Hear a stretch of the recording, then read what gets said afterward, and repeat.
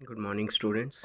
जैसे कि हमने कल की क्लास में पढ़ा था अल्डोल कंडेंसेशन, जहाँ पे हमें ये बताया गया था कि अल्फ़ा हाइड्रोजन की रिक्वायरमेंट होती है इन प्रेजेंस ऑफ बेस।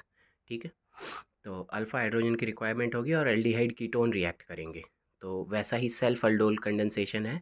ये कीटोन है, ये कीटोन है, एसिटोफिनोन है, दोनों molecule in presence of base. तो हम लिख सकते हैं डाइल्यूट NaOH। तो होगा क्या कि इससे बेस H एब्स्ट्रैक्ट करेगा, H पॉजिटिव एब्स्ट्रैक्ट करेगा। किसी से एक से कर सकता है क्योंकि ये दोनों ही मॉलिक्यूल सेम हैं।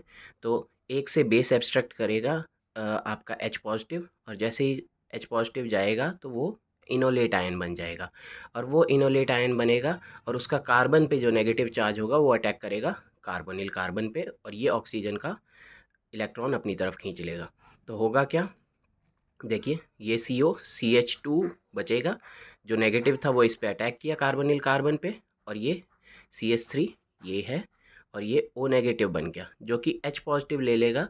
सोल्यूशन में जो H पॉजिटिव प्रेजेंट था उससे उठा लेगा, जो कि वाटर बना था, ऑफ कोर्स वाटर से ही उठाएगा। तो ये हमारे सामने आ जाएगा। अब क्या होता है, ये हमारे सामने जो अल्डोल प्रोडक्ट बना है, इस अल्डोल प्रोडक्ट में डिहाइड्रेशन होता है। और जब डिहाइड्रेशन होगा तो वो कहाँ से होगा, वो होगा अल्फ़ा बीटा अनसैचुरेशन क्रिएट होगा। और ये अल्फ़ा बीटा अनसैचुरेशन क्रिएट क्यों होता है, क्योंकि यहाँ पे हमें ड्राइविंग फोर्स मिल रही है कंजुगेशन। आप देख सकते हैं ये कार्बोनिल कार्बन इस डबल बॉन्ड के साथ कंजुगेटेड है। तो ये अगर इधर मूव करता है तो ये यहाँ पे मूव करेगा। तो क्या है, यहाँ पे कंजुगेशन है, तो कंजुगेशन ही इसके लिए ड्राइविंग फोर्स है, और यहाँ पे अल्फ़ा बीटा अनसैचुरेशन होती है। तो यहाँ पे हमारे पास ये सेल्फ अल्डोल प्रोडक्ट बन जाता है, जो कि है 1,3 डाइफिनाइल ब्यूट 2 इन 1 ओन। और इसको डिप्नोनॉन डिप्नोनॉन भी बोलते हैं, जो कि इसका कॉमन नेम है। इसी तरीके से अगली आती है, इसी में जो अगला पार्ट है इसका, that is cross aldol condensation. Cross aldol condensation में क्या होगा बेटा, कि इसमें दो एल्डिहाइड अलग अलग होंगे, दो कीटोन होंगे तो अलग अलग होंगे, और या फिर एक एल्डिहाइड और कीटोन के बीच में रिएक्शन होगी। क्रॉस अल्डोल कंडेंसेशन में क्या होता है, दोनों मॉलिक्यूल सेम नहीं होते, जैसे कि सेल्फ अल्डोल में होता था। तो यही है, occurs between two different aldehyde और टू डिफरेंट कीटोन्स, और बिटवीन एल्डिहाइड और ketones, if both the reactant contain alpha hydrogen then it gives a mixture of 4 products। ये बात समझने की कोशिश कीजिएगा कि मान लीजिए हमारे पास दोनों कंपाउंड ऐसे हैं एल्डिहाइड जिन पे अल्फा हाइड्रोजन है, तो क्या होगा, वो टोटल 4 प्रोडक्ट्स देते हैं। और मान लीजिए कि एक रिएक्टेंट ऐसा है एल्डिहाइड जिसके पास अल्फा हाइड्रोजन नहीं है, जैसे फॉर्मेल्डिहाइड मान लीजिए HCHO, उसके पास अल्फा हाइड्रोजन नहीं है। तो क्या होगा, ऐसे केस में वो सिर्फ 2 प्रोडक्ट दे पाएगा। कैसे, जो दूसरा एल्डिहाइड होगा जिसके पास अल्फा हाइड्रोजन होगा वो क्या करेगा, उसके पास अल्फा हाइड्रोजन है और फॉर्मेल्डिहाइड के पास नहीं है, तो जिसके पास अल्फा हाइड्रोजन है वो खुद के साथ सेल्फ अल्डोल भी करेगा। और दूसरा जो प्रोडक्ट बनाएगा वो कब बनेगा, जब उसका क्रॉस अल्डोल होगा फॉर्मेल्डिहाइड के साथ। तो इस तरीके से होगा। एक एग्जांपल भी हम यहाँ पे लेंगे, तो वही इधर बात लिखी हुई है, if only one reactant contain alpha hydrogen then only 2 products are obtain. जैसे कि ये एक एग्जांपल लिया हुआ है, देखिए एसिटाल्डिहाइड है और इधर ये प्रोपेनल है। इथेनल और प्रोपेनल का रिएक्शन हुआ in presence of dilute NaOH। तो क्या होगा, यहाँ पे हमारे सामने एक तो इथेनॉल जो होगा उसका सेल्फ अल्डोल प्रोडक्ट बनेगा, जो कि ये है। एक जो हमारा प्रोपेनॉल है उसका सेल्फ अल्डोल प्रोडक्ट बनेगा, जो कि ये है। और एक दो प्रोडक्ट हमारे बनेंगे क्रॉस अल्डोल प्रोडक्ट। अब ये दो क्रॉस अल्डोल प्रोडक्ट कैसे बन रहे होंगे बेटा, देखिएगा, एक का कार्बोनिल होगा तो दूसरे का अल्फा हाइड्रोजन के साथ जो होगा इनोलेट आयन प्रोड्यूस होगा, तो वो उस पर अटैक करेगा। दूसरे केस में इसका कार्बोनिल होगा तो इसका ये अल्फा हाइड्रोजन अटैक करवाएगा इस पे, और हमारे पास दो प्रोडक्ट यहाँ पे बन जाएंगे। तो आप देख सकते हैं CH3CH ये O था, तो यहाँ पे ये देखिए CH3CH ये O है। तो ये जो O नेगेटिव बनेगा और बाद में H पॉजिटिव लेगा, और इसका अल्फा हाइड्रोजन ये CH है, तो ये वाला CH है, और इस पे देखिए ये CH3, ये CH3 ऊपर चला गया और ये CH, मतलब इसका अल्फा हाइड्रोजन ने इस पे अटैक किया कार्बोनिल पे, और ये हमारे पास कंपाउंड बना। अब इधर ये फंक्शनल ग्रुप है, इससे ये अल्फा और ये बीटा। तो अगर हम इसके बाद का स्टेप बात करें तो यहाँ से H चला जाएगा, यहाँ से OH चला जाएगा, और यहाँ पे डिहाइड्रेशन होके डबल बॉन्ड बन जाएगा।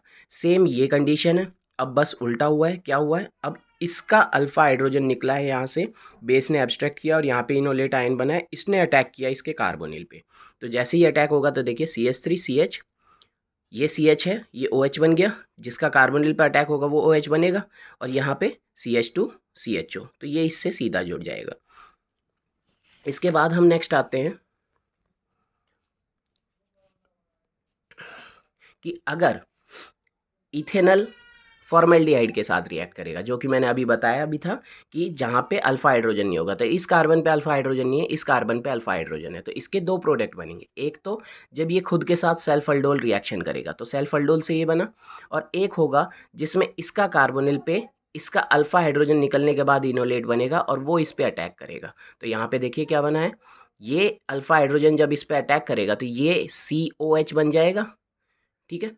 और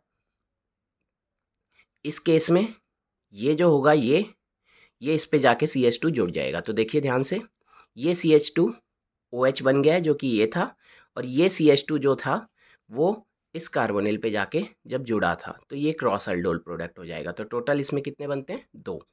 इसी तरीके से अगली रिएक्शन देखिए, बेंजल्डिहाइड की रिएक्शन है एसीटोन के साथ।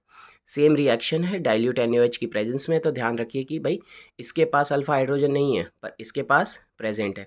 अब इसके पास ये प्रेजेंट है तो कंडीशन क्या होगी, इसका इनोलेट आयन बनेगा जो कि इस पे अटैक करवाएगा कार्बोनिल पे, और इधर CHOH बनेगा। और फिर क्या होगा, बाद में जब डिहाइड्रेशन की बात करेंगे तो एक H और एक OH निकलेगा, जिससे कि वो अल्कीन मतलब डबल बॉन्ड वहाँ पे बना लेगा। तो सेम वही चीज़ हुई है, देखिए C6H5CH, जहाँ पे OH रहा होगा, और यहाँ पे CH2COO CH3, तो यहाँ से H निकला, यहाँ से OH निकला, तो ये वाटर यहाँ से निकल गया। अब कंडीशन क्या है कि अगर इसी कंपाउंड के अंदर, इसको हम कहेंगे बेंजल एसीटोन, अब ये बेंजल एसीटोन के अंदर अगर मैं एक्सेस में और एसीटोन डाल दूँ तो क्या है कि इसके दूसरी तरफ भी अल्फा हाइड्रोजन प्रेजेंट है जो कि फ्री हैं, वो फिर से अटैक करवा सकते हैं एक्सेस में, इसके साथ रिएक्ट कर सकते हैं, और फिर हमारी कंडीशन हो सकती है कि ये जो बेंजल एसीटोन बना था उसके साथ ये बेंजल्डिहाइड रिएक्ट करेगा वापस से, और ये दोनों तरफ से अटैक करवा के इधर डाइल्यूट NaOH होगा। तो if acetone is added in excess it will form dibenzal acetone, तो वो सारे के सारों के साथ रिएक्ट करवा लेगा बेंजल्डिहाइड अपने दोनों तरफ। तो सेम वही चीज़ होगी, ये अब अल्फा हाइड्रोजन है, ये कार्बोनिल कार्बन है, अटैक होगा, ये COH बन जाएगा, और ये CH2 इधर आके इस पे जुड़ जाएगा। तो हमारे पास देखिए क्या बना है, C6H5CH double bond C double bond CH double bond CH C6H5, यहाँ पे भी डिहाइड्रेशन हो गया है, और ये हमारे पास क्या बन गया है, डाइबेंजल एसीटोन। अब हम बात करते हैं कि ये जो रिएक्शन हुई है कि base catalysed cross aldol condensation between an aromatic aldehyde and aliphatic aldehyde और कीटोन। तो यहाँ पे देखिए ये हमारा एरोमेटिक एल्डिहाइड है, और यहाँ पे एलिफेटिक एल्डिहाइड या कीटोन हो सकता है, तो ये क्या है, एलिफेटिक कीटोन। तो इसकी जब रिएक्शन हुई तो हमारे पास क्या होगा, वो रिएक्शन कहलाएगी क्लेजियन स्किमिट कंडेंसेशन, या फिर आप सिंपली इसे कह सकते हैं क्लेजियन रिएक्शन। तो ये जो क्लेजियन स्किमिट कंडेंसेशन है, इसमें क्या होगा, आपकी बेस कैटलाइज्ड है, और यहाँ पे रिएक्शन जो होगा वो किस में होगा, एरोमेटिक एल्डिहाइड और एलिफेटिक एल्डिहाइड। एलिफेटिक एल्डिहाइड की जगह एलिफेटिक कीटोन भी हो सकता है। क्लियर है ये बात बेटा। अब नेक्स्ट चीज़ पे आते हैं हम। नेक्स्ट आती है हमारे पास क्लेजियन कंडेंसेशन, जो अभी हमने पीछे पढ़ी वो थी क्लेजियन रिएक्शन, ठीक है। और उधर हमारा जो अल्डोल में काम हो रहा था सेम वैसा ही कुछ हो रहा है। अब इसमें देखिएगा क्लेजियन कंडेंसेशन क्या होती है, ester containing alpha hydrogen atom also undergoes self condensation in presence of strong base such as sodium ethoxide to form a beta keto ester। तो क्या कंडीशन है इसमें बेटा कि हमारे सामने अल्फा हाइड्रोजन कंटेनिंग क्या हैं, कंपाउंड्स हैं, एस्टर्स हैं, और दोनों एस्टर्स में से देखिए ये अल्फा है क्योंकि ये देखिए ये फंक्शनल ग्रुप है, तो इससे अगला कार्बन क्या होगा, अल्फा कार्बन। इस अल्फा कार्बन पे हाइड्रोजन होगा तो क्या होगा, अल्फा हाइड्रोजन। तो इसमें भी क्या होता है, कंडेंसेशन होता है, यहाँ पे इथेनॉल मॉलिक्यूल यहाँ से निकलेगा देखिएगा, और फिर इन प्रेजेंस ऑफ बेस है, स्ट्रॉन्ग बेस जो कि हमारा क्या है, सोडियम इथॉक्साइड है। तो क्या कंडीशन हुई, अब इधर से H, इधर से CH2H5O निकलेगा, तो इथेनॉल यहाँ से निकल गया, तो बचा क्या, CH3CO CH2 C double bond O C2H5, ethyl aceto acetate या एसिटो एसिटिक एस्टर, और साथ में क्या निकल गया है, C2H5OH। तो ये हमारे सामने क्या है, बीटा कीटो एस्टर। कैसे बना बीटा कीटो एस्टर, वो देखिए, ये एस्टर है हमारा RCOR डैश ग्रुप। तो इधर क्या होता है, ये वाला पार्ट जो है इससे अगला अल्फा, और ये क्या है, बीटा।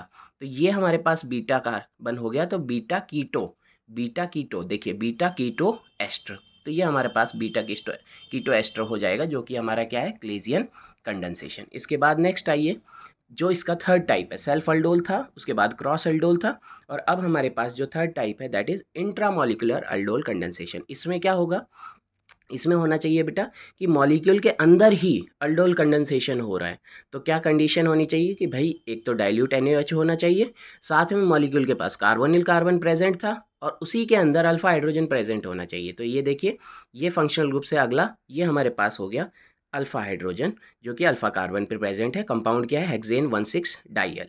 तो अब क्या होगा, जैसे ही बेस आएगा वो यहाँ से H पॉजिटिव ले जाएगा, ये CH नेगेटिव बन जाएगा, और ये CH नेगेटिव जो होगा वो अटैक करेगा कार्बोनिल कार्बन के ऊपर। जैसे ही ये इसके ऊपर अटैक करता है तो ऑक्सीजन पे नेगेटिव चार्ज जाएगा, और हमारे पास कंडीशन क्या होगी, ये कंपाउंड हमारे सामने बन जाएगा।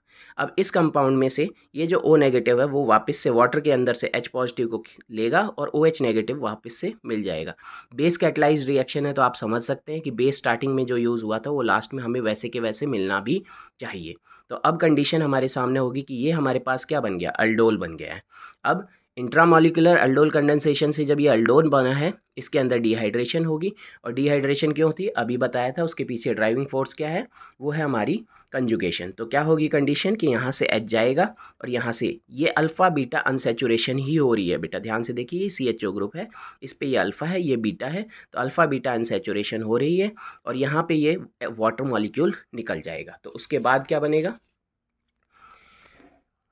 तो ये हमारे सामने देखिए, ये कंपाउंड साइक्लिक कंपाउंड बन गया है, जो कि क्या है, देखिए साइक्लोपेंट, क्योंकि 5 कार्बन है, साइक्लोपेंट 1 इन, जो CHO डायरेक्टली रिंग से जुड़ा हुआ है, उस पे 1 पे इन है, इन मतलब डबल बॉन्ड है, 1 इन कार्बेल्डिहाइड। तो ये IUPAC नोमेनक्लेचर का रूल है, आपको भी पता है कि जब साइक्लिक कंपाउंड के ऊपर डायरेक्टली अगर अटैच होता है CHO ग्रुप, तो हम उसे क्या कह देते हैं, कार्बेल्डिहाइड। तो कंपाउंड क्या हो जाएगा, साइक्लोपेंट 1 इन कार्बेल्डिहाइड। नेक्स्ट रिएक्शन देखिए, जो इसी से कुछ थोड़ी सी मिलती जुलती है बट थोड़ा सा अलग है इसमें, that is Perkin condensation reaction. Condensation he reaction है, होता क्या है, aromatic aldehyde also react with aliphatic acid anhydride in presence of sodium salt of same acid as base to form the condensation product which upon hydrolysis gives alpha beta unsaturated acid. तो क्या कहा गया है बेटा कि हमारे सामने एक एरोमेटिक एल्डिहाइड है, जो कि यहाँ पे देखिए बेंजल्डिहाइड है, एसिटिक एनहाइड्राइड लिया है, और उसी का हमने सॉल्ट लिया है, सोडियम सॉल्ट लिया है सेम एसिड का। देखिए ये जो हमारे सामने ये एसिटिक एनहाइड्राइड है, तो ये एसिटिक एसिड का एनहाइड्राइड बना, तो हमने एसिटिक एसिड का ही सोडियम सॉल्ट लिया है, 453 केल्विन पे इसको हीट किया है, तो ये डिहाइड्रेशन होता है। और कंडीशन क्या है, यहाँ से ये जो हमारे पास ये कंडीशन है, इधर से वाटर मॉलिक्यूल यहाँ से चला जाता है, तो इधर हमारे सामने क्या कंपाउंड बन जाएगा, ये कंपाउंड बनेगा C6H5CH डबल बॉन्ड CH। तो ध्यान से देखिए, यहाँ पे कंडेंसेशन हुआ था COOO COCH3। अब इसको अगर हाइड्रोलाइज करते हैं तो क्या होगा, इसमें से ये बॉन्ड ब्रेक कर जाएगा, और बॉन्ड ब्रेक करने के बाद यहाँ पे क्या बनेगा, सिनामिक एसिड प्लस में एसिटिक एसिड। ठीक है, तो क्या हुआ है, C6H5CH और फिर बचे हुए 2 कार्बन हैं, तो इन 2 कार्बन का हमारे सामने क्या बन गया, एसिटिक एसिड। तो इसको हम कहते हैं बेटा पर्किन कंडेंसेशन। ठीक है, नेक्स्ट हम आते हैं, जैसे हमने अल्डोल रिएक्शन पढ़ी, रिएक्शन विद अल्कली है, बट वहाँ पे हम क्या करते थे, डाइल्यूट NaOH की प्रेजेंस में करते थे। नेक्स्ट आती है reaction with concentrated alkali solution, जिसमें हम पढ़ेंगे कैनिज़ारो रिएक्शन। कैनिज़ारो रिएक्शन के लिए हमारे पास क्या होता है, कंडीशंस रिक्वायर्ड हैं, जैसे कि कंडीशन क्या है, इसके पास aldehyde which do not contain alpha hydrogen होने चाहिए। अल्डोल में क्या होते थे, हमें अल्फा हाइड्रोजन प्रेजेंट चाहिए होते थे, एटलीस्ट एक के पास तो हो, बट इस केस में अल्फा हाइड्रोजन एब्सेंट चाहिए। नेक्स्ट कंसनट्रेटेड NaOH और alkali solution, concentrated alkali solution की प्रेजेंस में ये होगा, तो आपको कई बार लिखा हुआ मिलेगा NaOH और ब्रैकेट में 50% लिख देंगे, कई बार 30% भी लिख देते हैं। तो वो क्या होगा कि वो कंसनट्रेटेड NaOH की कंडीशन में है, रिएक्शन हो रही है, और इसमें रिएक्शन कौन सी होती है, इसमें होती है डिस्प्रोपोर्शनेशन रिएक्शन, जिसे हम बोलते हैं सेल्फ ऑक्सीडेशन रिडक्शन रिएक्शन, मतलब जिसमें ऑक्सीडेशन रिडक्शन साइमल्टेनियसली अकर होती है, वो कहलाती है डिस्प्रोपोर्शनेशन रिएक्शन। तो आप देखिए इधर फॉर्मेल्डिहाइड है in presence of concentrated NaOH, तो फॉर्मेल्डिहाइड जो होगा वो खुद का ऑक्सीडेशन भी करवाएगा और खुद का रिडक्शन भी करवाएगा। तो एक कार्बन का ऑक्सीडेशन, एक कार्बन का रिडक्शन, तो हमारे सामने क्या बनेगा, मीथेनॉल बन गया है, और यहाँ पे क्या बन गया है, sodium salt of carboxylic acid. तो हम देख सकते हैं एल्डिहाइड का फर्दर ऑक्सीडेशन से हमें क्या मिलेगा, कार्बोक्सिलिक एसिड, और एल्डिहाइड के रिडक्शन से हमें क्या मिलेगा, मीथेनॉल। तो ये यहाँ पे इसने सेल्फ का ऑक्सीडेशन भी करवाया है और रिडक्शन भी करवाया है। नेक्स्ट आते हैं बेंजल्डिहाइड। अगेन इसके पास अल्फा हाइड्रोजन नहीं है in presence of strong alkali solution, concentrated NaOH solution, ये खुद का रिडक्शन भी करेगा, ऑक्सीडेशन भी करेगा। तो आप देख सकते हैं यहाँ पे बेंजाइल अल्कोहल बनाया इसने और अपने आप को ऑक्सीडाइज करके सोडियम बेंजोएट बनाया।